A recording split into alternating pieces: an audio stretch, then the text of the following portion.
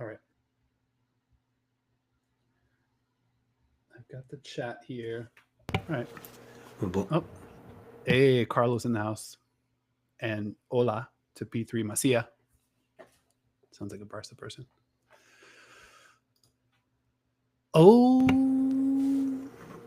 Okay. Welcome to the channel podcast primarily about women's football. I am your host, Nuno Cespedes, and as always, I am joined by my co-host, Mr. Grant Engel. What is up, man?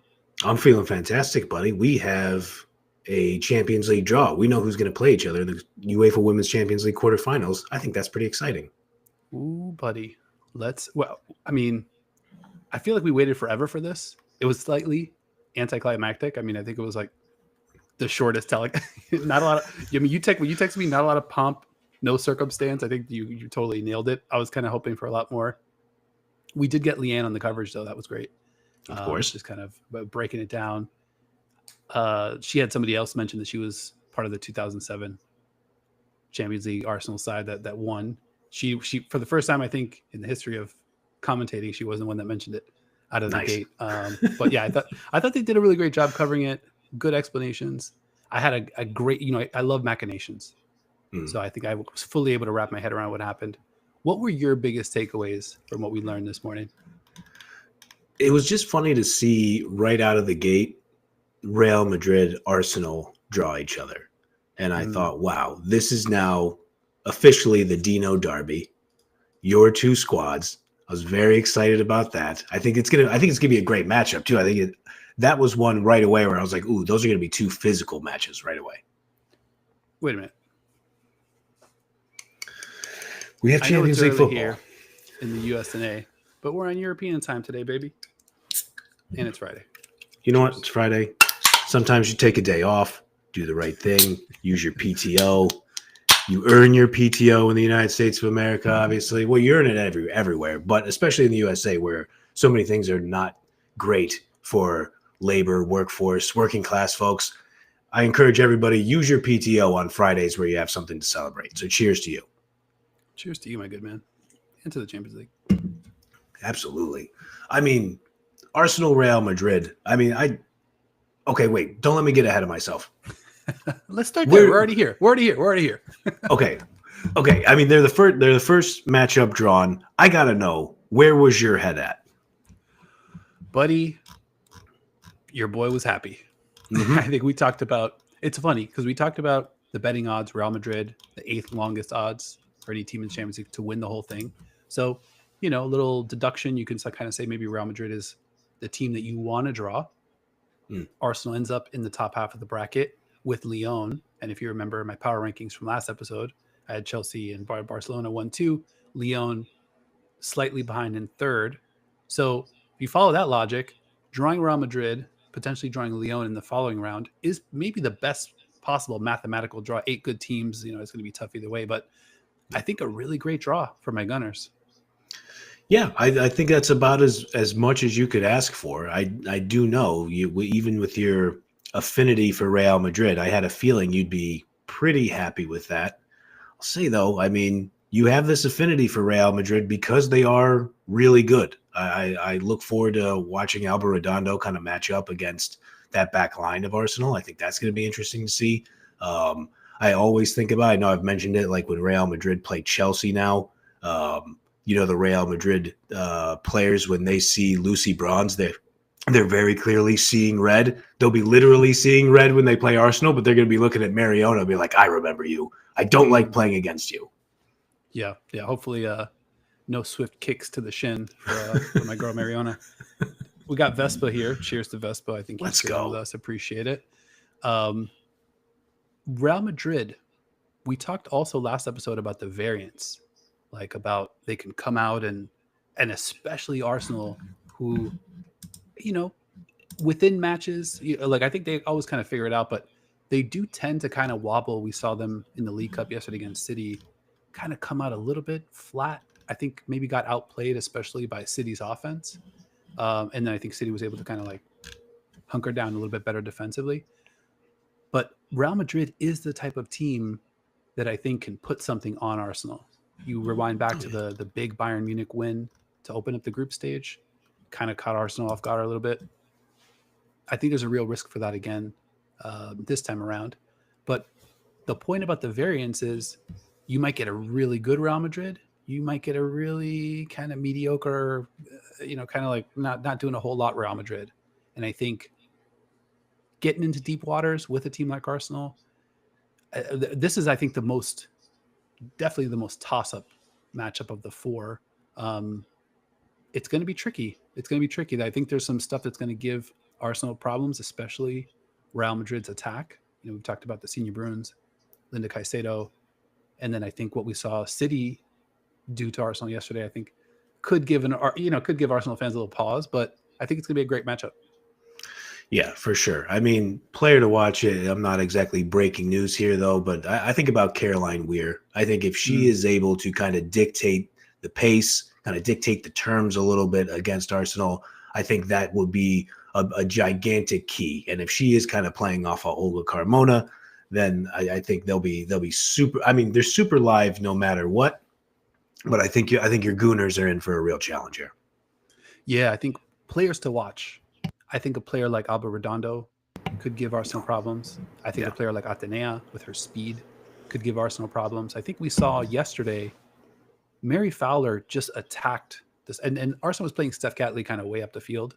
Yeah. So that meant that on the Mary Fowler goal, she's way past Catley and she's running at Wubben Moy at pace. I think if that ends up becoming what the matchup looks like, you got Atenea, Caicedo dancing, Brune just kind of like taking advantage of every possibility in front of goal that she can. Caroline Weir creating midfield. I think Arsenal's got the advantage, but Real Madrid definitely in spots, in moments, can really hurt you. For sure. Atenea is a great call out. You spoke of betting odds earlier. I do wonder, what are the betting odds that Atenea and Emily Fox just engage in a wrestling match on the pitch? I would take that bet, because I think that I could foresee a very physical matchup there. Yeah, I might have to pull Katie McCabe over a little bit just for some backup. Let's shift gears, though. I want to talk about the champs. Mm-hmm. I think Barcelona is the other side that got a really, really nice break, when you think about how the bracket shakes out. So they will get Wolfsburg to start. On their side of the bracket, Chelsea, Manchester City, they obviously had the success against Manchester City, coming back and making up for that opening loss. They got past Chelsea last year in the semifinal. They got past everybody. We were kidding. But I think the fact that they won't potentially meet a Lyon or an Arsenal until the final, and they get Wolfsburg to open, I think a pretty good draw for Barcelona. Yeah, I think they're not, like you said, they got past everybody 3 of the last 4 years. They're not scared of anybody. They're arguably the best team in the world. But yeah, I think they should be pretty happy with Wolfsburg. A rematch from the 23 Champions League final. They won that one 3-2. Patry had a brace. One of the goal scorers for Wolfsburg in that match, Eva Pajor, who was just on an absolute tear. I've been meaning to say this since we did our best 11. I don't think I realize I'm rewinding quite a bit. The big miss I had was I had Eva Pajor all over my notes. It was like, make sure you mention her because she's just absolutely crushing it. And I don't think I mentioned her in the best 11, which was foolish by me. If we want to jump right to players to watch for Barcelona, I want to see what Pajor does throughout this entire knockout stage. I think she has 19 goals across the Champions League and Liga F this season. And so she's just absolutely devastating teams right now. Yeah, and I think that backline, that Wolfsburg backline, is a really good unit to kind of maybe try to get things on track. Yeah, I think that's the matchup from the Barcelona standpoint.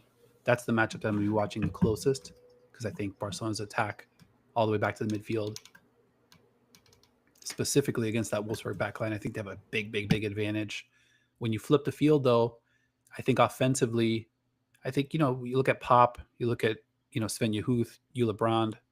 Those are players. Eula Brand's going to be tricky, I think, to contend with. I think we've seen Barcelona not really struggle, but have to kind of like work up a sweat to defend some of these more creative attackers. The player that I'm going to be interested in, especially if she comes on as a sub, because we saw her wreck AS Roma and their Champions League hopes and dreams. Sven Jane, Jones Dotier. I think a player like that, kind of like running and attacking and kind of like finding some space, especially if the ball is spending most of the time on the Barcelona's attacking side of the field, running the counter, getting Sven Jane in space, I think could be really interesting, could be really dangerous for Barca. I don't think it means a whole lot because Wolfsburg, obviously, the short straw in this one, having to face the champs. But does Wolfsburg have? I mean, I don't know. You know that attack pretty well as well. Do they have any chance against Barcelona?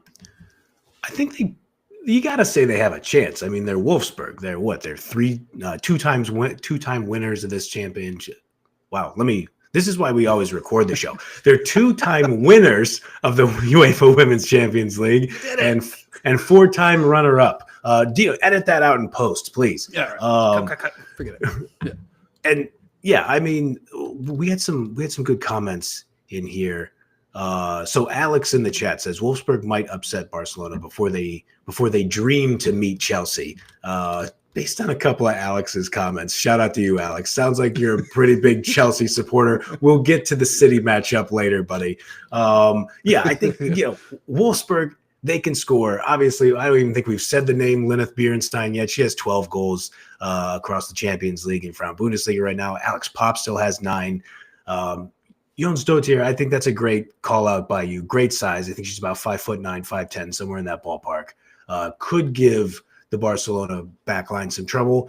I'll be interested to see how they execute set pieces against Barcelona. Barcelona, obviously, incredibly disciplined, incredibly smart, good positioning, a lot of strength on that team. But if Wolfsburg can kind of utilize some of that size, I think they will, they'll give themselves the best chance. But as we know, as established on this podcast last episode, I'm the Barcelona guy. So I obviously still think Barcelona is going to win. Yep, totally. Yeah, I think on the Barcelona side, I'll also be watching kind of like what they do defensively. Seems like there's just almost every lineup, every matchup that I think there's some movement, some lineup changes along the back. I don't think Wolfsburg's going to give them too much trouble, but I don't know. We'll see what they settle into lineup wise in Liga F and Champions League this season. 21 wins, 2 losses, no draws for Barcelona. That's a pretty interesting stat. We'll see if they're able to kind of like, keep the momentum going and then take things into the semifinal where they will face either Chelsea or Manchester City. All right, I'm gonna bring it back to our guy Alex here, just for the record. It's so over for City. Nice call out there. CITEH. 4 losses versus Chelsea in 10 days. We will be there. All right, Alex. We'll see. We will Cheers see. To Alex. Yeah. Shout out to you, man. That's why we're here. Yeah. I mean, do I feel great about my Manchester City Sky Blues playing Chelsea? No, I don't. I'll be honest about that. We're all friends here. But you gotta be great teams to advance in the Champions League. So it's gonna be telling to see if you ever dip your toe into Manchester City Football Club social media, like on Blue Sky. People have a lot of thoughts about Gareth Taylor. I have some thoughts about Gareth Taylor myself. And if they just get absolutely waxed in these 2 fixtures, and let's say, to Alex's point, if it's 4 losses versus Chelsea, let's say they get smashed in the League Cup and then get smashed in these quarterfinals. Pardon me. I don't know, man. Do you got to look around and say, do we not have enough good players? I don't know. It seems like we have a lot of good players. What's the issue here? Yeah, I think defensively there's still some question marks. I think they played a little bit more spirited football yesterday against Arsenal, but yeah, Gareth Taylor probably seems like a nice enough guy, but I think he's kind of at that stage where the organization's just kind of waiting for the bad look, whether it's a couple bad losses or, everybody at full strength, some expectations and a huge letdown. And then that becomes the inciting incident for kind of moving on from that coach. But I still think City, if they're able to get to full strength, the familiarity of playing Chelsea, that team, pushed that team last year, in the title race. I think it is a little bit of an advantage, kind of like knowing that side, there's some quite, rewinding back to Arsenal, Real Madrid, they've never played before in the Champions League, or according to the telecast this morning on DAZN, they've never played each other in the Champions League. So that gives me a little bit of tiny cause for concern. It's like, okay, well, what are we going to know what to expect?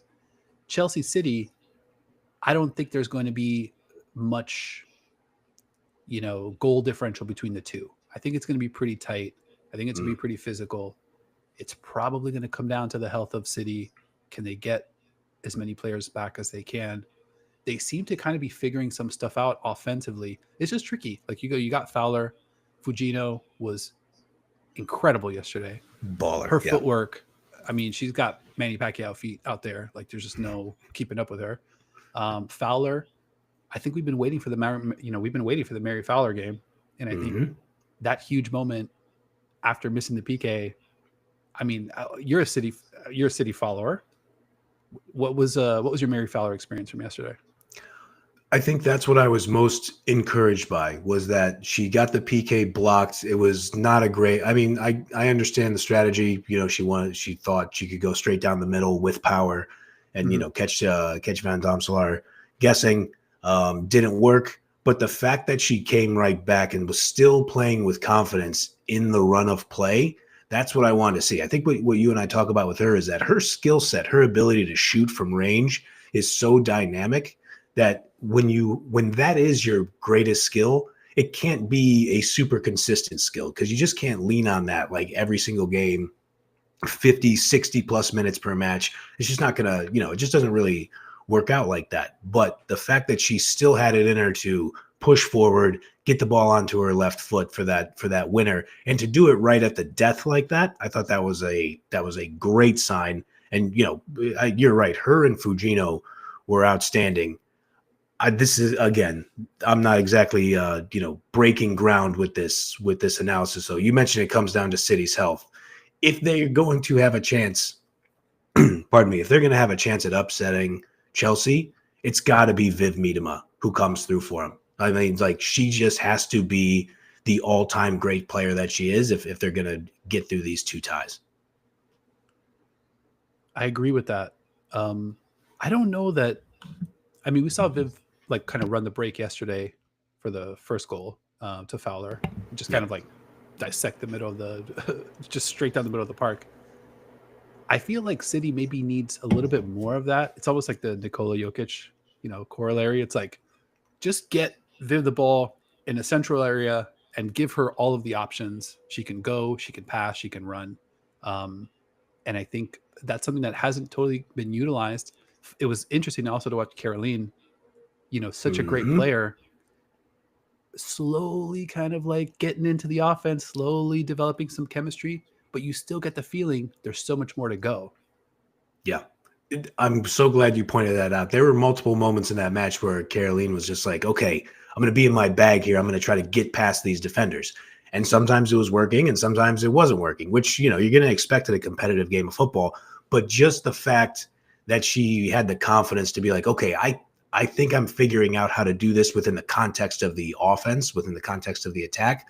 I thought that was really encouraging. So, I'm excited to see that. And shout out to Bunny Shaw, who did not appear in the game. She was a victim of racial abuse. I think it was in the last match.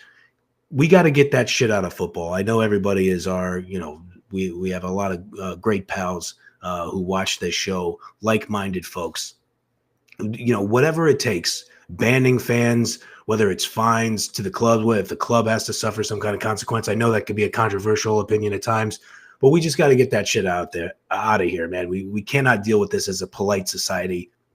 So shout out to Bunny Shaw. I'm sorry that she had to go through that. But as she kind of works her way back in, City's going to need her as well. Yeah, 100%.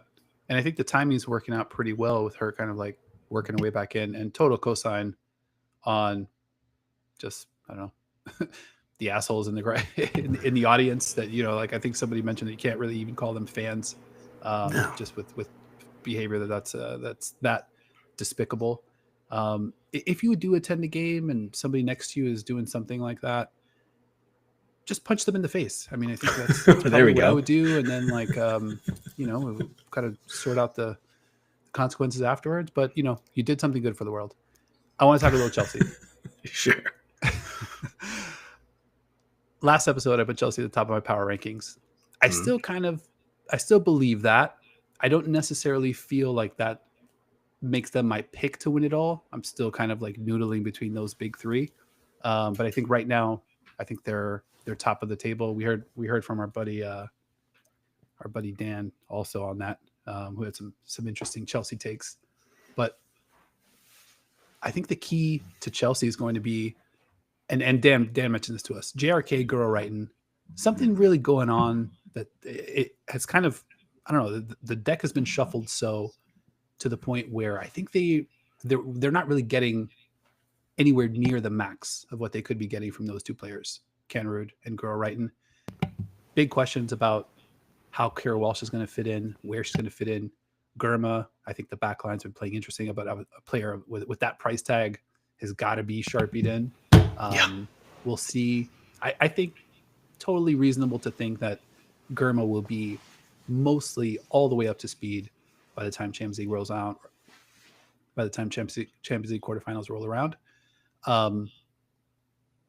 Do you have what matchups? I mean, obviously from a defensive standpoint, City's had their troubles.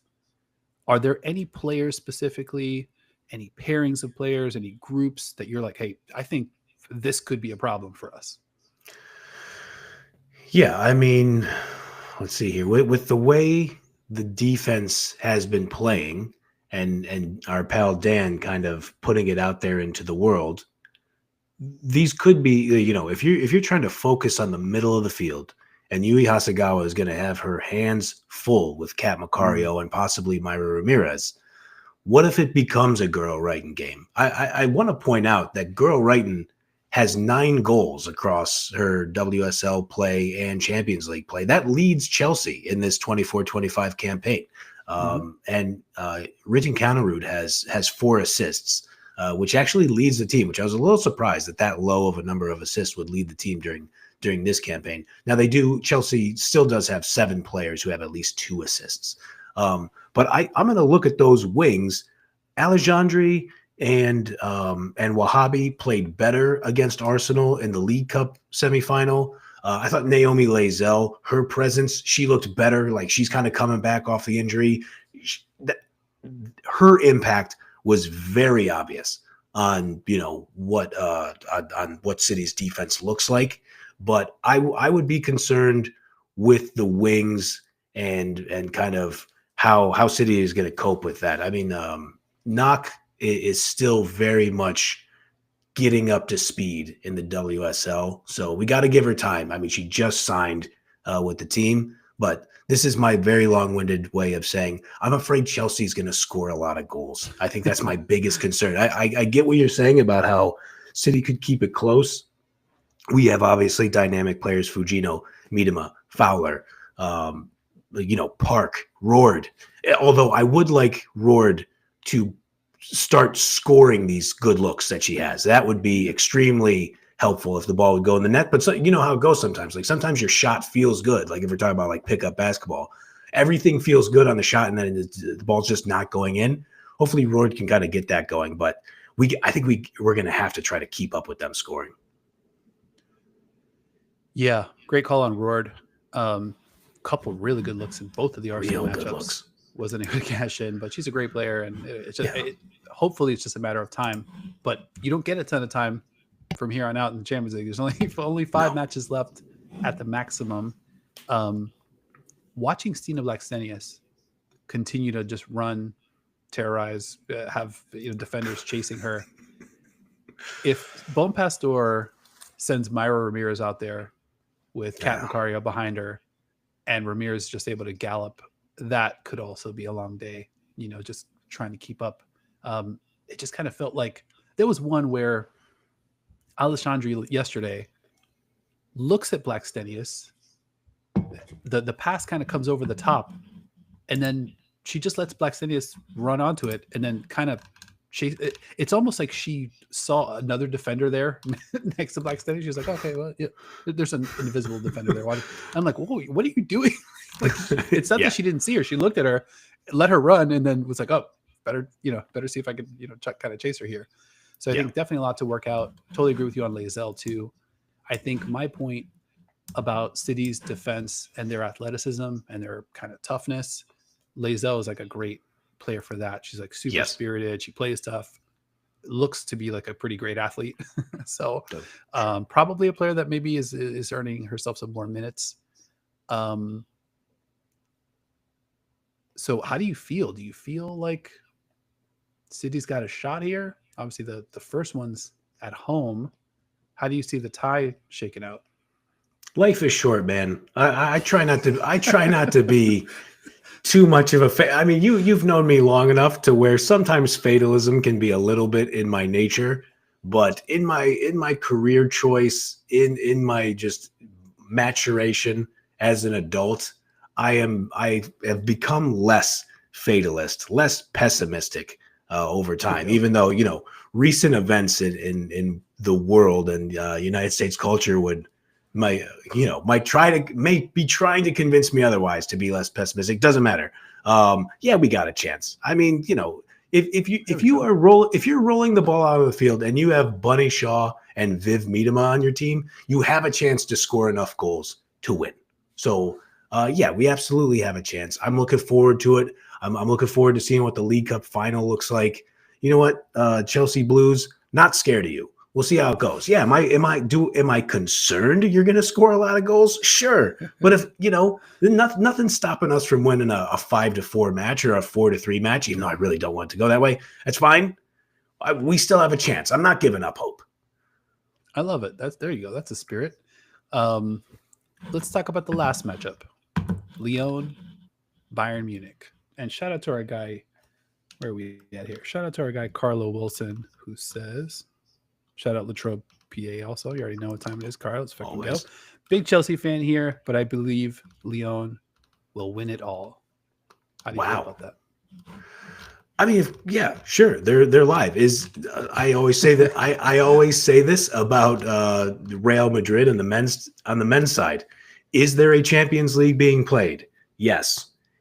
Could Real Madrid on the men's side win? Yes. Is there a women's Champions League being played? Yes. Could Lyon win? Yes.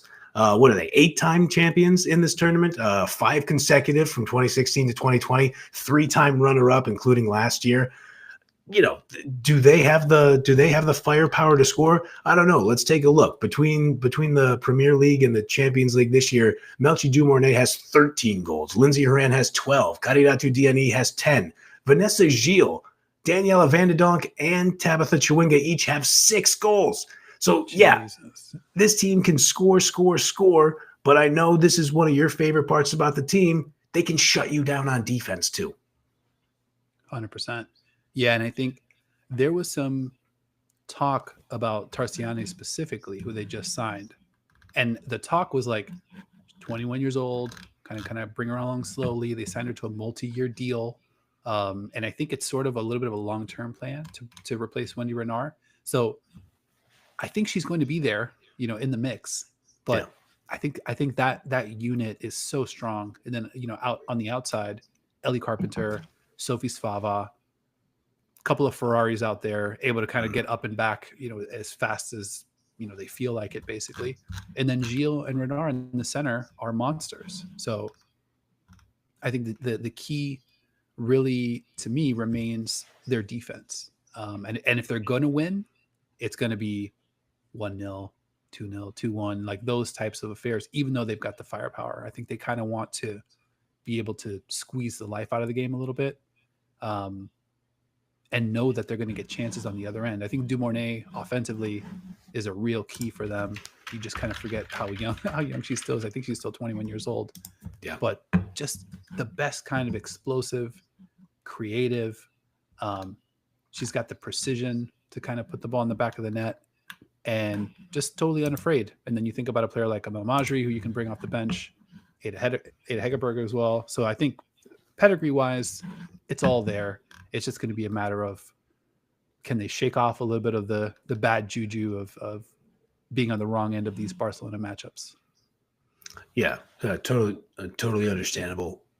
I would say our P3 Maja in the chat mentions Pernille Harder being a key for Bayern Munich. Yeah, 32-year-old striker, kicked off the Champions League group stage with the Hattie against your Gooners. If they can get some solid, some even just like real threats from Harder in the final third and maybe create some havoc for that Lyon back line.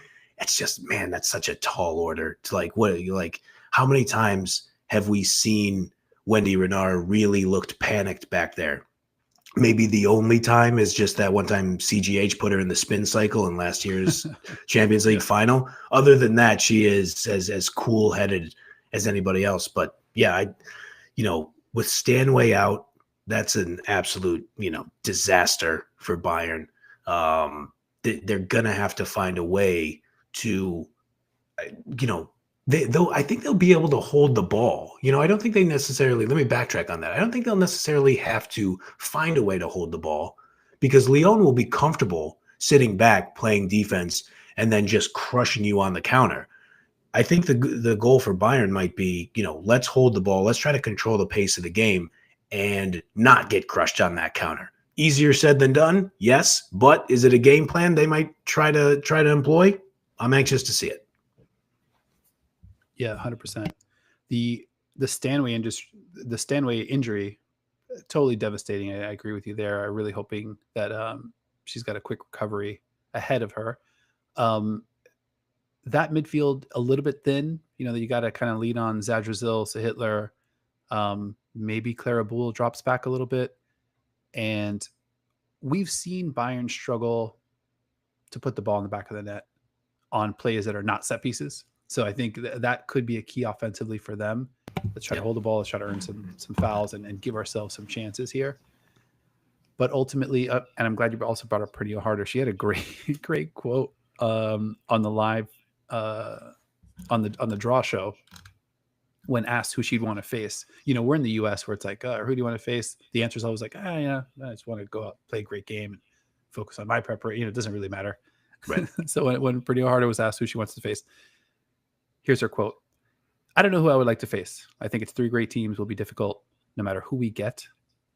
Pause. But it would be fun to go back to Chelsea and play in front of the fans there. Barcelona might be the most difficult. So yeah, let's say Chelsea or Lyon. How about that? Let's go. Good for her, man. There is something about this. I know we talk about, we try not to lean way too far into it, but there is something about that German honesty. And maybe that's just kind of rubbing off on Pernille Harder, considering she's Danish. So please don't come for me, everybody. I know she's Danish. She plays for a German side. Maybe, I don't know, maybe Danish people are just outwardly honest as well. Or maybe it just depends on who you are as an individual person. Who knows? I'm rambling at this point. We're live. But I love that. I love that attitude. Yeah. Like she knows who she would like to play. Now she gets Lyon, and we get to see how she plays. Let me real quick in the chat.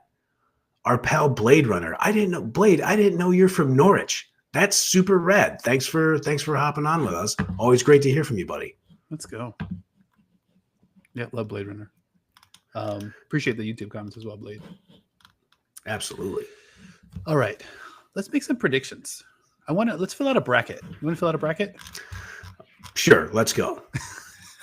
Okay. I mean, you're gonna make me do a thing here, but that's fine. Listen, these aren't official predictions. These are live show. Nobody's watching. Let's go.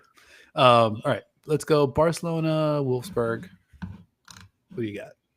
Barcelona. No disrespect to Wolfsburg. I think the match in Germany will be relatively close. We'll be close. I'm not going to disrespect Wolfsburg. They're a great club. They have great players. But Barcelona is going to get through. All right, I agree with you there. Chelsea City. I think I would go. I mean, I think Chelsea is top of my power ranking, so I would put them through, unless you have an objection. Oh, is this a group bracket? We're not doing our own separate brackets. We could do our separate brackets. Well, because separate brackets. Hey, all right, because got the ITC personal record book here, right? I'm ready to go. I came prepared. Look, man, do I? I like manager. There we go. I like manager the stylistic clashes. I like manager matchups. So, but I'm going to go completely against that because, yeah, who would I pick as a manager between Sonia Bonpastor and Gareth Taylor? I think we know the answer to that question. But I'm not picking against Manchester City. Give me Manchester City to get through. They get off their side. They figure out the defense. Lazo continues to get more healthy. We score goals. We're getting past Chelsea. It's happening. Sorry, Alex. You can laugh at me when that doesn't happen. And I saw P3 Maja's comment earlier, Barcelona supporter telling me that they'll be there when City gets knocked out. I appreciate that. Also, I think P3 told me don't cry when City gets knocked out. I'm not promising that. Maybe I will cry, P3. It's fine if I do. Don't worry about it. Yeah, I'll be all right. It's sure. 25. Let's fucking go. All right. I'm taking Chelsea. I appreciate your enthusiasm, though. That's fine. Okay. Let's scroll down the bracket here. Arsenal, Real Madrid. I've got to take Arsenal. I mean, I think, I am a little nervy about that first one, especially if they give up some early goals.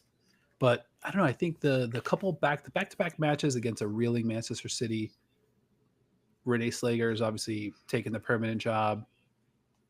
It's so wild. Like we've now circled all the way back around to the point where, again, Arsenal cannot figure out the Stina Blackstenius, Alessia Russo split or positioning or share of the ball or share of the field or who goes where or how do the minutes get split up.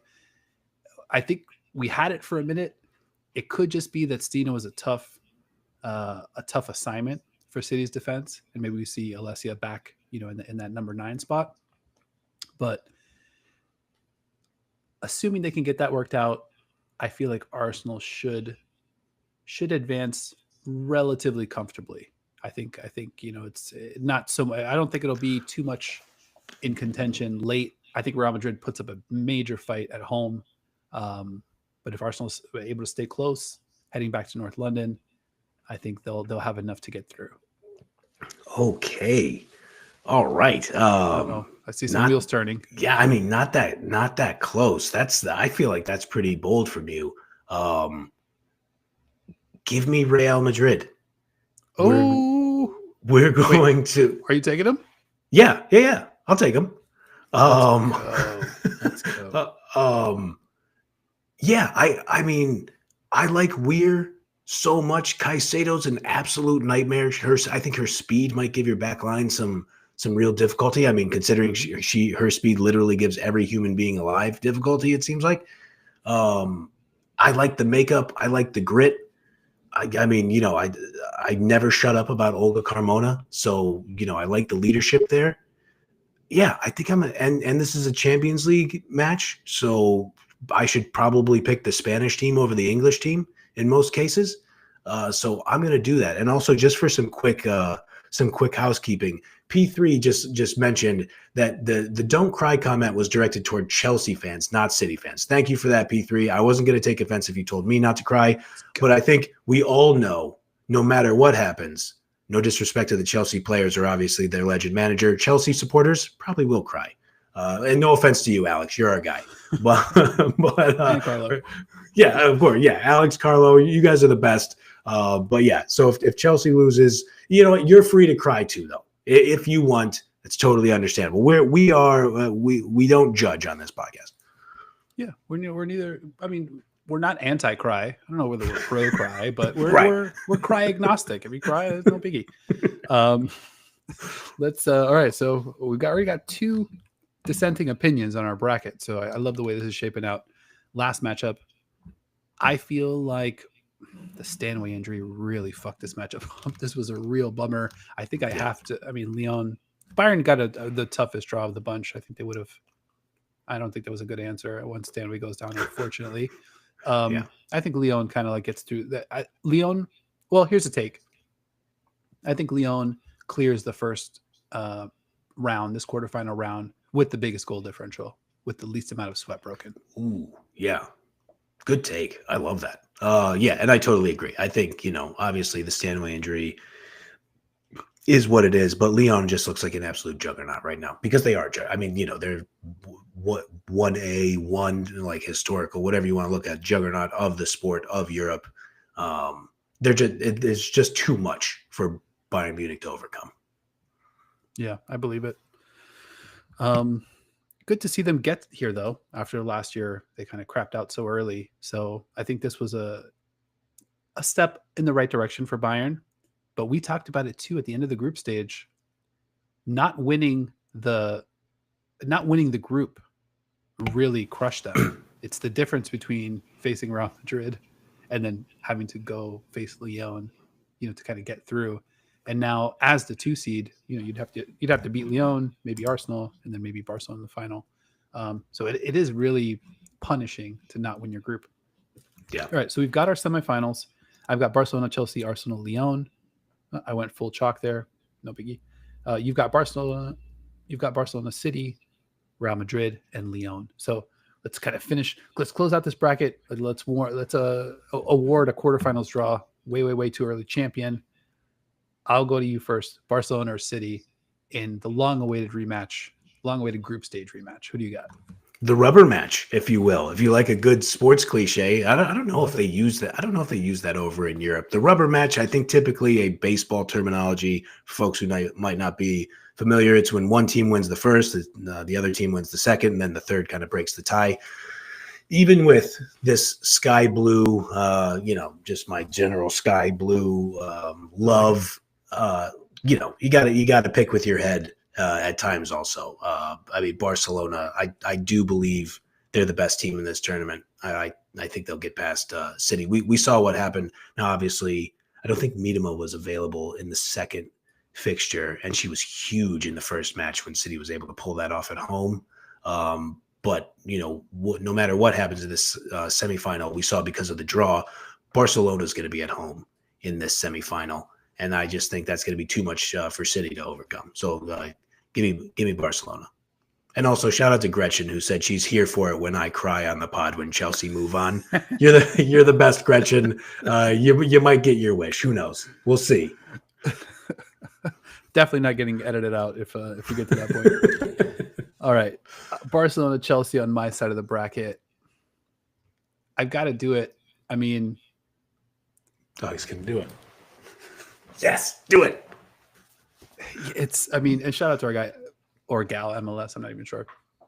I think it's a guy who did echo some of my trepidation around, picking Barcelona and seeing some of the cracks going in.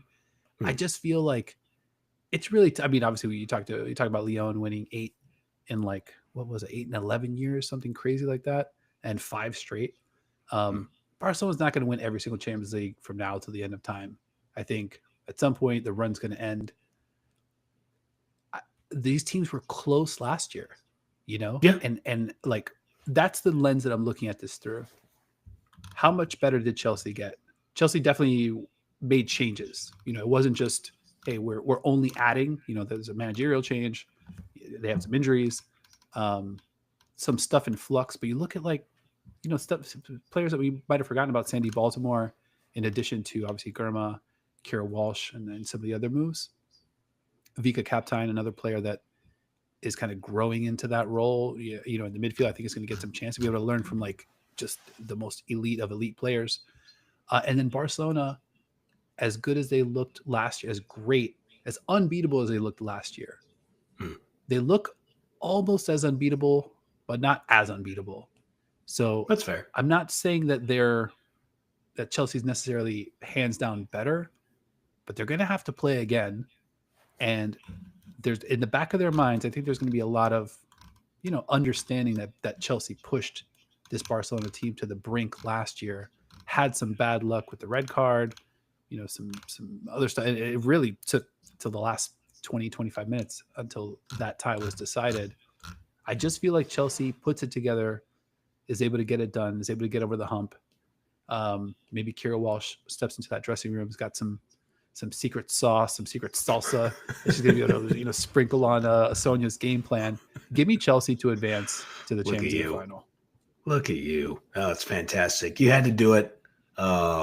You have good reasons. I think it's all absolutely valid. If Chelsea is able to get past Manchester City, I think it's a valid pick. All right, awesome. I've got them in the finals. You've got them going home in a few weeks. Let's click and go. All right, bottom of the bracket. Real Madrid versus Lyon. I think, if you're Real Madrid, you feel great about making the semis. Mm-hmm. And again, I realize, I don't mean to just like totally repeat myself. There's just so much quality in Lyon's side that I think we could also be witnessing some 2014 San Antonio Spurs. Shout out to our pal CTX, who's always rocking with us. Big San Antonio Spurs supporter. Where you lose in the final and then you're just on a revenge tour. Lyon certainly appears to be on that revenge tour right now with the way they're just destroying everybody. I think Madrid will try to muck it up. They'll try to make it as physical as possible. But yeah, give me Lyon to advance to the final. Yeah, I agree with that. Thinking about that potential matchup specifically, and speaking to the variance of Real Madrid, I could kind of see Real Madrid maybe shocking Lyon at home 2-0, maybe more, maybe like, I don't know, something crazy 3-0, like, I don't know, the same way that City shocked Barcelona to open the group stage, and then just getting waxed when they hit to the, like losing like 5-1, and then we're just like, oh, I can't believe we thought Madrid could get through. They have that kind of like high ceiling, low floor as they enter the quarterfinals. Arsenal, Lyon, got to make a pick here. I got to go with Lyon. I think they can win the whole thing. I don't think Arsenal could win the whole thing. I feel like their ceiling is maybe sneaking into the final. I don't think there's any way that Bayern gets past Lyon, so it's going to be Lyon waiting for them in the next round. And my Gunners, I think, are outgunned, no pun intended, in that matchup. Nice. So give me Lyon. Yeah, give me that Lyon-Chelsea final. All right. I love it. The Sonia Bonpastor match, if you will. Let's go. Sonia Bowl. All right. And you've got Barcelona. Just in our fake bracket, these aren't official picks. We're just kind of off the cuff. We'll do it live. We're doing it live. Give me a title winning pick based on our wacky bracket here, and then give me a score line. This is what you call vindication, my good man. As I've mentioned on the podcast before, I was silly. I was maybe a bit foolish, but really not that foolish. Because like, how foolish can you be if you pick Lyon to win a football match, especially in the Champions League? But I picked Lyon to beat Barcelona. Yeah, right. I picked Lyon to beat Barcelona in last year's Champions League final. Fool me once, shame on you. Fool me twice. Yeah, whatever the George W. Bush quote is, he's an idiot. Can't get fooled again. Yeah, won't get fooled again. Yeah, but fool me twice, shame on me. I won't get fooled again. Even though I have no intention of quoting George W. Bush. Again, he's an idiot. We don't rock with that guy. At any rate, I'm taking Barcelona to win it all over Chelsea. Whether it's 1-0 or 2-1 or something like that. I just think Barcelona is going to get back on. No. Oh no! You just score a prediction. Oh, okay, yeah. Give me 2-1. 2-1. Love it. All right. Thanks for not letting me sit on the fence there. I know you and Leanne Sanderson not allowing anybody to ever sit on the fence. We don't play. All right, so I'm going to take. Yeah, I can't believe I'm doing this, but at that same score line, I'm going to take Chelsea 2-1 over Lyon. It'd be a heartbreaking outcome. There is the added benefit in the Sonia Bowl of Sonia knowing those players, knowing that system, knowing a couple things that she might be able to exploit, especially within a 1-game sample. So that would actually be a great break for Chelsea if they do draw Lyon. Even though Lyon are absolutely loaded, that game, it's as toss up as 50-50 as it gets. Would be an incredible final. And then you would have Chelsea coming off in my wacky bracket, getting past Barcelona. So they'll have kind of slayed the dragon there, and maybe would just have one more to finish the job. So I've got Chelsea over Lyon 2-1. You've got Barca over Lyon 2-1. Let me amend. I don't want us to both to be 2-1. I want to stick with, I think, a final score. Let me say 1-0. All right, I like it. Sorry to call the late audible, but it's so hard to score in these finals. And that Barca-Lyon match could have finished 1-0. It was on track to finish 1-0 until Alexia had the monumental, historic, amazing goal, as called by our pal Chris Sharples, written in the stars, as our guy said. Yeah, love that. And then he came on our show and called her the queen in a very deferential way, which just stuck with me. I'm just like, damn. Yeah, there's just the one Alexia. And then MLS in our YouTube comments had a super spicy take that he thought Alexia gets her third Ballon d'Or before Aitana does, which I loved. Great shout out to MLS. Anything else you want to hit before we get out of here? We did it live. I think we did a thing live. I mean, Carlo, P3, Sasciolo, Alex, Gretchen, Vespa, Handle. Thank you. Yeah, you guys are seriously the best. The nicest people on the internet. We appreciate you tolerating our foolishness, chopping it up with us, giving us some background, some education on the sport, listening to our thoughts and ideas. You guys are just seriously very kind. It's hard to find nice people on the internet, and you guys are the absolute best. Yeah, 100%. I'm just laughing. Sassuolo is the final city versus Arsenal just for us. Appreciate that. That would be incredible. On the telecast, they said first time a country had 3 representatives in the UEFA Women's Champions League quarterfinal. So I don't know. Who knows? Could be England's moment. Could be the WSL's moment. Really excited to track that as well. Mm-hmm. Anything else you want to hit? I think no, it's all right. No, I think this is where I would normally edit it out, and it'd be super clean. We just go boom, boom, boom. Nobody would know nobody would be the wiser. But yeah, we've removed the curtain. We've pulled back the curtain for people to be like, oh yeah, they really do kind of edit those shows quite a bit. Yes, that is how it works. But credit, let me just say real quick. Go ahead. In the last episode, it was funny because I was like, we were talking about the Luka trade, and I was like, all right, it's okay. We could talk Luka. We're about an hour in. And then when I look at the edit, we were an hour in during recording, but at the edit point, we're at like 41 minutes. Just like a really funny editing quirk. Sorry. I didn't mean to derail.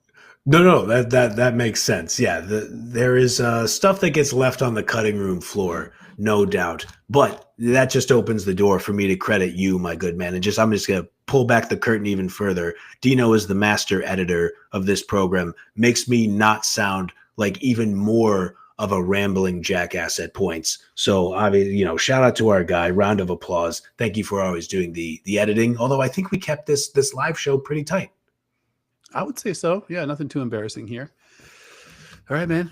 I think we did it. It's been another episode into the channel, a live episode into the channel. Let's fucking go. Gonna try to see if we could do more of this as we proceed into the future. Thank you for hanging out. If you enjoyed the show or love women's football as much as your boys do, like if you liked, and make sure you're kicking it with us each and every week. Subscribe, follow YouTube, Spotify, Apple Podcasts, wherever you like to watch or listen.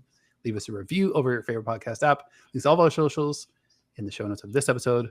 We want to hear from you. We love hearing from you. And a big thank you to my co-host as well, Mr. Grand Angle, for doing it live. Appreciate you, bro. Likewise, buddy. Thanks for waking up. Thanks for getting this thing done. And thank you to everybody else. No matter where you are in the world, it's pretty awesome that we have pals from all across the universe. Thank you for rocking with us, and we will see you all next time.